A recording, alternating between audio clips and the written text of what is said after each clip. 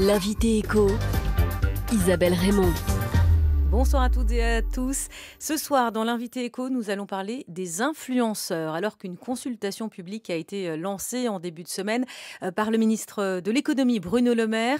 Mohamed Mansouri, bonsoir. Bonsoir Isabelle. Vous êtes directeur délégué de l'autorité de régulation professionnelle de la publicité. Vous faites partie des consultations en cours sur le sujet à Bercy. La dernière réunion s'est tenue pas plus tard qu'hier. On parle beaucoup d'arnaques, de tricheries, de ces influenceurs qui ont plusieurs millions d'abonnés sur les réseaux sociaux et qui se font rémunérer par des marques, parfois sans le dire. Est-ce que ce milieu des influenceurs, il mérite d'être davantage régulé, ou est-ce qu'au fond, il suffit juste de faire davantage de communication autour des dispositifs qui existent déjà ?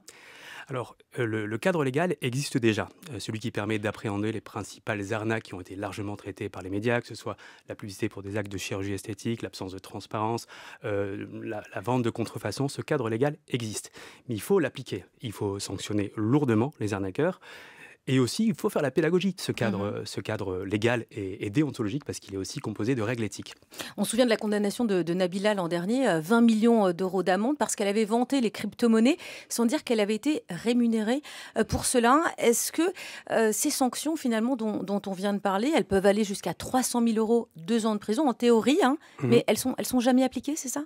Alors, elles peuvent être à part ces cas. À part ces cas, effectivement. Alors, c'est la liste. Il y a une liste de pratiques commerciales trompeuses, et parmi cette liste de pratiques commerciales trompeuses, il y a le fait de ne pas révéler l'intention commerciale, le fait de laisser entendre qu'on exprime un avis personnel alors qu'il y a une marque qui est derrière.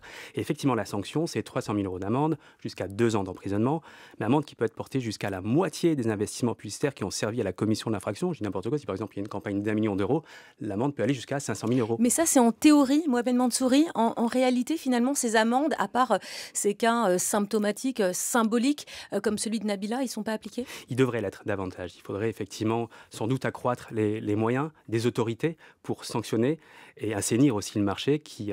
Ce type de dérive jette l'opprobre finalement sur un secteur, et la plupart et la grande majorité des créateurs de contenu, des influenceurs, le font de manière responsable. Et quand ils oublient... La majorité 150 000 influenceurs, c'est ça, qui sont répertoriés en France. En tout cas, c'est l'estimation. C'est ça, absolument. On parle de 150 000 créateurs de contenu. On parle à peu près de 500 stars de la télé-réalité, parmi lesquelles, pour celles qui s'estiment intouchables, il y en a une cinquantaine qui vivent à Dubaï. Dubaï pour des raisons fiscales ? Sans doute pour des raisons fiscales, mais aussi pour pouvoir opérer des arnaques en toute liberté. C'est une infime proportion par rapport à ces 150 000. Si on fait la statistique, on est à moins de 1%. Nous-mêmes, en fait, on le constate dans le cadre d'un observatoire, l'Observatoire de l'influence responsable, où on analyse aux moyens de technologie près de 30 000 contenus. On s'est rendu compte que finalement les problèmes de transparence, vous savez, donc le fait de ne pas indiquer que c'est une publicité ou une collaboration commerciale, chez les stars du web de plus d'1 million d'abonnés, on a 9% de manquement. Alors que chez les petits influenceurs de moins de 10 000 abonnés, on est à 33-34%. Finalement, oui, mais sauf qu'elles ont énormément d'abonnés, toutes ces stars de la télé-réalité qui parfois vivent à Dubaï. Donc c'est particulièrement néfaste. Ah oui, ça l'est, parce qu'effectivement les audiences sont importantes, mais si on raisonne en termes de nombre de créateurs de contenu, la grande majorité, je pense, c'est là où il faut les accompagner et les aider à comprendre ce cadre, parce qu'on pense qu'il y a vraiment un problème de méconnaissance de ce cadre. C'est un métier jeune qui croît très vite. Métier jeune avec des jeunes qui l'exercent. Avec des jeunes qui l'exercent, effectivement. Ils sont émetteurs de communication commerciale, donc ils sont soumis à des obligations, au même titre qu'un média pourrait l'être quand il diffuse de la publicité, donc il n'y a pas de raison de ne pas les appliquer aussi pour elle. Mais il y a un problème de méconnaissance de ce cadre légal et déontologique. Et donc vous les accompagnez notamment par la mise en place d'un certificat que vous avez pensé avec l'autorité des marchés financiers. Concrètement, qu'est-ce qu'il contient et à quoi sert-il ? Alors, il y a d'abord un certificat généraliste, avant celui qu'on est en train d'élaborer, de coélaborer avec l'autorité des marchés financiers. Il sert à déjà permettre à ces créateurs de contenu de maîtriser un socle de règles en lien avec la transparence, mais aussi des règles en lien avec les secteurs, par exemple sur l'alcool, sur les jeux d'argent, sur les produits financiers. Il y a des règles à respecter. Aussi sur la lutte contre le greenwashing, il y a des règles à respecter. Donc, ils suivent un parcours d'à peu près une demi-journée, et ensuite ils passent un examen. Ils doivent obtenir 75% de bonnes réponses.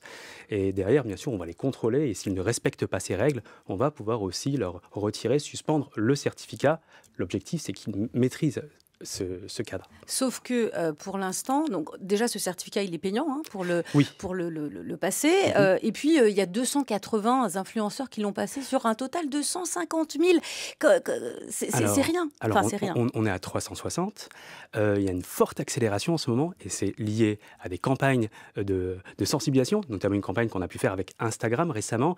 Et je pense aussi qu'il faut onboarder. Donc il faut impliquer les créateurs de contenu, les influenceurs eux-mêmes. Et c'est à ce titre qu'on a fait cette campagne avec Instagram et une créatrice de contenu qui s'appelle Cassandra Cano, qui cumule 1 million d'abonnés, pour faire la pédagogie, justement des règles de transparence, des risques qu'on induit par ce manque de transparence. Donc voilà, donc il y a une accélération, on a à peu près une 40aine d'inscriptions par semaine, une véritable accélération, sans doute en lien aussi avec les discussions qui se tiennent à Bercy. En ce moment. En ce moment, et auxquelles on participe. Et on est d'ailleurs très heureux qu'elles existent. C'est une excellente chose pour toute la profession. Et donc oui, donc il y a une tendance à l'accélération et à la responsabilisation. Et comment est-ce que vous faites en fait pour justement que les influenceurs passent ces certificats, qu'ils aient ce label? Vous les repérez sur les réseaux sociaux quand ils ont un certain nombre d'abonnés? Vous les contactez directement? Non, ils s'inscrivent par eux-mêmes. C'est une démarche volontaire, directement ou via leurs agences ou agents qui eux-mêmes sont adhérents. Oui, c'est ça, parce que c'est un autre sujet dont on n'a pas encore parlé, c'est qu'il y a maintenant un certain nombre d'influenceurs qui passent par des agences. C'est plutôt une bonne chose, ça, c'est une forme de régulation par la profession. Absolument, ils ont besoin d'être accompagnés, bien conseillés. Et donc finalement, c'est toute la chaîne de valeur qui est concernée par cette responsabilité de la marque à l'influenceur en passant par les agences et les agents. Alors si on parle aussi beaucoup de ce secteur, c'est parce qu'il pèse de plus en plus lourd financièrement, 15 milliards de dollars en 2022. C'est 3 fois plus qu'il y a 6 ans. La part de la France est très important aussi. Alors justement, ça ce sont les chiffres au niveau mondial, tout à fait, 15 milliards. On est passé de 9 milliards à 12 milliards de dollars au niveau mondial en 2021, sans doute 15 milliards en 2022. Sur la part française, on n'a pas encore les chiffres, mais on s'attache à lancer une étude justement sur les investissements au niveau national. On espère y parvenir. C'est un secteur donc, qui croît vite, qui lui-même appartient à la creator economy, qui est aussi estimé à 104 milliards de dollars selon une étude d'Adobe l'an dernier. Donc, comme tout secteur, donc un secteur particulièrement jeune qui pèse de plus en plus lourd financièrement et que vous vous employez à réguler, à encadrer. Merci beaucoup Mohamed Mansouri, directeur délégué de l'autorité de régulation professionnelle de la publicité, invité Écho de France Info ce soir. Merci à vous.